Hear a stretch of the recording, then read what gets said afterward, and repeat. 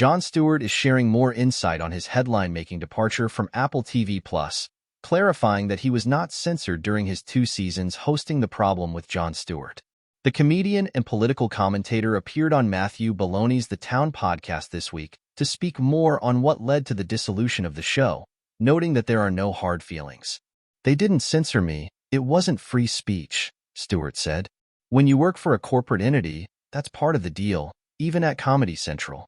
The deal is I get to do what I want until they think it's going to hurt their beer sales or whatever it is that they want to sell, and that's the deal we all make. Nobody is owed a platform, and when you're in somebody's house and they want you to take your shoes off, you take your FING shoes off or you go to somebody else's house." Stewart also acknowledged the very challenging content environment, adding, "Imagine starting a content company. You have no IP. You literally have no IP. There is no Marvel Universe. There is no Star Wars. There's nothing. And you can't buy libraries." Comparing Apple TV Plus a strategy to antiquity shopping, Stewart said, "I was an antiquity that they thought had some value that they bought, and then they brought it to their beautiful boutique museum that is Apple TV Plus and didn't realize somehow it had been cursed by an Egyptian pharaoh when he shut the door." It was a solid first 2 seasons, but Stewart recalled things going south after he welcomed economist Larry Summers. The two were in the midst of a discussion about federal trade interests and profits when Summers pointed out Stewart's employment with Apple, leading the host to acknowledge the corporation's role in the monopolization market.